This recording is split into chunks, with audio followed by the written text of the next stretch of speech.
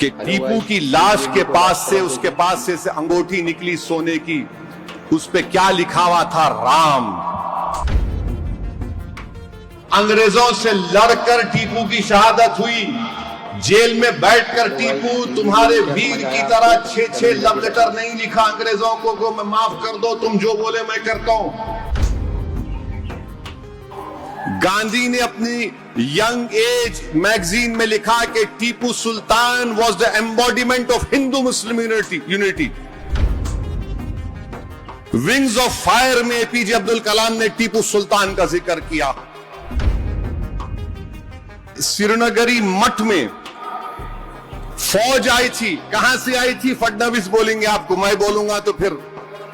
फौज आकर सोने का एक पुतला था उस मंदिर में लूट के लेके चले गए। अंग्रेजों की फौज के घेरे में टीपू की लाश है, मगर डर रहे थे कि अगर शेर उड़ गया तो क्या होगा।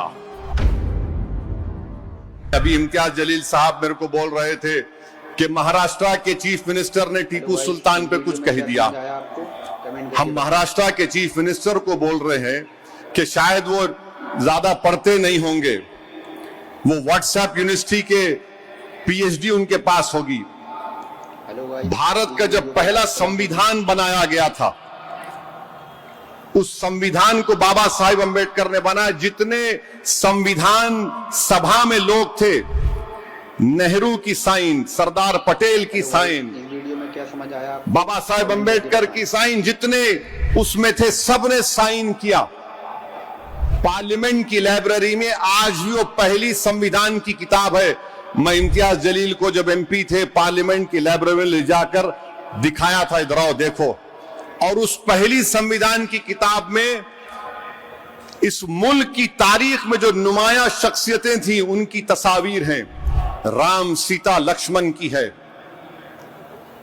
गुरु नानक की है, मुगल बादशाह अकबर की है, झांसी की रानी की है, और टीपू सुल्तान की भी फोटो उसमें है। तो फडणवीस साहब वो पढ़ लो आप। जब सरदार पटेल साइन कर रहे तो आप बड़े हैं या पटेल बड़े हैं, हमको बता दो आप।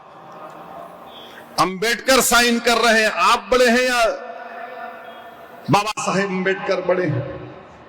अच्छा, दूसरी बात, जब 1799 में टीपू सुल्तान की शहादत हुई, अंग्रेजों से लड़कर टीपू की शहादत हुई। जेल में बैठकर टीपू तुम्हारे वीर की तरह 6-6 लव लेटर नहीं लिखा अंग्रेजों को मैं माफ कर दो, तुम जो बोले मैं करता हूं। टीपू तलवार लेकर अपने मुल्क को अंग्रेजों से आजाद कराने के लिए शहीद हो गया। और अंग्रेजों को टीपू से इतना डर था कि 1.5 घंटे तक टीपू की लाश पड़ी रही। अंग्रेजों की फौज के घेरे में टीपू की लाश है, मगर डर रहे थे कि अगर शेर उड़ गया तो क्या होगा। जब जाकर देखे तो टीपू का जिस्म गर्म था।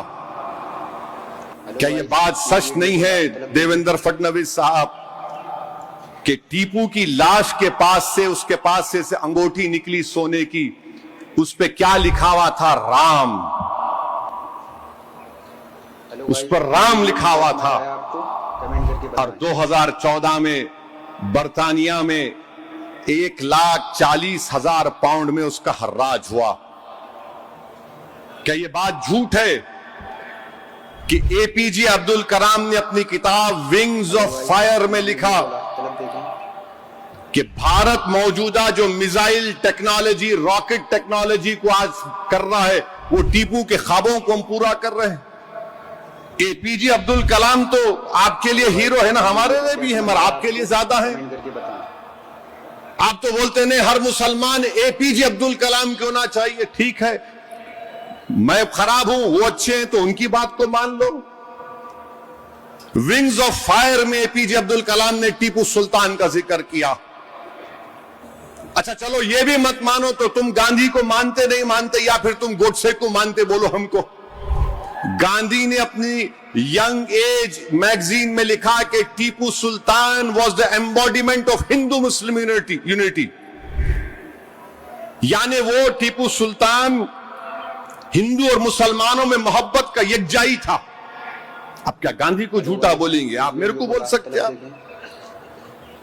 क्या टीपू सुल्तान ने श्रीनगरी मठ में फौज आई थी? कहां से आई थी? फडणवीस बोलेंगे आपको, मैं बोलूंगा तो फिर फौज आकर सोने का एक पुतला था उस मंदिर में लूट के लेके चले गए, शारदा देवी का। टीपू ने वहां पर मंदिर को तामीर करवाया, ग्रांट लिखे। 1791 जुलाई 6 को टीपू ने खत लिखा था मेलकोटे को। मेलकोटे की मंदिर के बारे में उसमें लिखा गया, आज भी जाकर देख सकते। बादशाह था टीपू, टीपू डेमोक्रेट नहीं था। बादशाह और जमहूरियत में फर्क होता है। आप इख्तलाफ करो टीपू से, मगर यह बोलना कि नहीं टीपू इतना दुश्मन था। अरे हर बादशाह को सिर्फ अपनी ताकत से मतलब रहता था। वहां का इलेक्शन था, वोट डालने का मियार था, कुछ नहीं था। मगर तारीख को अगर आप तोड़ मोड़ के पेश करेंगे तो ये जरा हकीकत को पेश करना था। और क्या ये बात झूठ है या सच है? बताओ। अप्पाजी राम कौन थे? टीपू सुल्तान की फौज के कमांडर थे। ये भी बोलो आप झूठ है? टीपू सुल्तान के साथ थे ये लोग। उनके ट्रेजरर कौन थे? खाजिन कौन थे?